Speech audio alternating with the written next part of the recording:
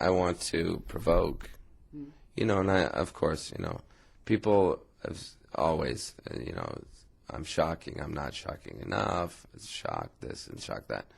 But I think American people, but not really for French people. I don't think it is for American people complain about how it's not shocking while they're shocked by it. If you want to be shocked, stick your finger in a fucking toaster. That's the best way. Sit in a bathtub and throw a hairdryer in it. That works every time. For me, you have to be provocative to even be an artist. What's the point? If you don't get someone's attention, you're not doing anything that's interesting. Well, the last record was me trying to convince myself that I was rebuilt. And the last record was, when I listen to it now, it's a broken person trying to become whole again. And by no means am I fixed. But I started this record with the idea that, well, I had believed in the Shakespearean concept of the world doesn't understand us, let's die together, which now I find to be cowardice. So this record ends with me realizing that's a severe promise to make. I'll be with you till I die. You make that promise to me and you don't want to keep it, then run, because I will fulfill it. I will kill you.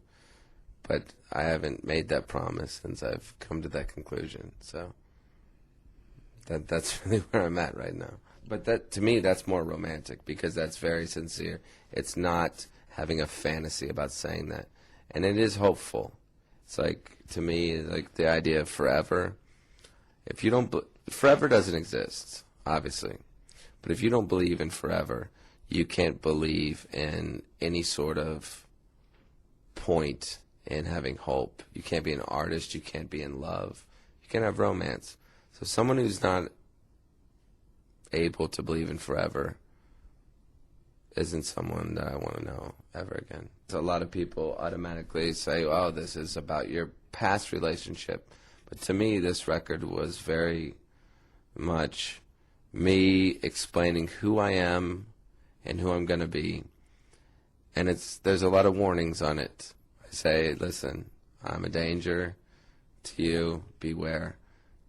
I'm a vintage car. It looks nice to drive in, but I break down. It needs maintenance. Whatever. This is as is. Deal with it or don't,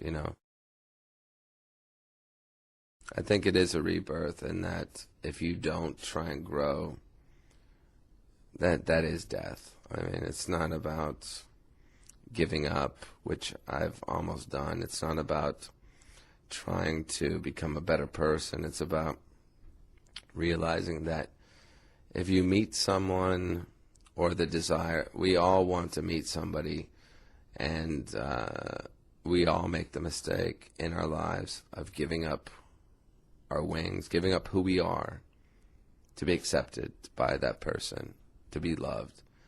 And that is the fatal error where you automatically are not loved because you're not you. And this record could have simply ended with me realizing I've done that over and over. I've done that, and that's my mistake. But I'm harder now, and I'm bitter, and I'm cold, and I understand that. But before I ended the record, and very importantly on my birthday, I sang the last song, and I realized that what I wanted to say was that realizing all that is getting back who you are, is regaining your wings, is becoming, rising from the ashes. It is redemption. It is resurrection. It is rebirth. And the record ends with that sort of beginning over. I didn't know the title of the record until January 2nd, which the record was finished on my birthday, January 5th. And it wasn't as simple as me saying it, but when I said it, it really came to, my mind that this would be the title. I spent the holidays completely alone, and my birthday, January 5th. But in the only time that I saw my friends and recorded was January 2nd to January 5th. And everyone said, "Oh, how have you been?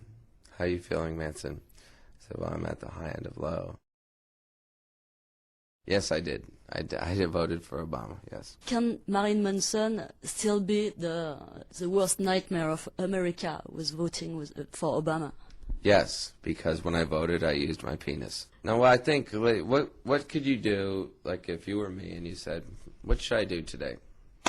Should I just get up and go to the studio, urinate on the wall, be Marilyn Manson, set a fire, get drunk, do drugs, be Marilyn Manson? Or should I vote for the black president? I thought, he's kind of amusing, and I like what he says. And he points out the fact that every president recently is completely retarded. And I feel like you do, as a non-American, that America's embarrassing. So I thought, I'm going to vote for him, and then I will go to the studio, set fire, urinate, and the rest. So voting was first, but that doesn't make me political. That just makes me have a day planner. Steve told me to do this in this order.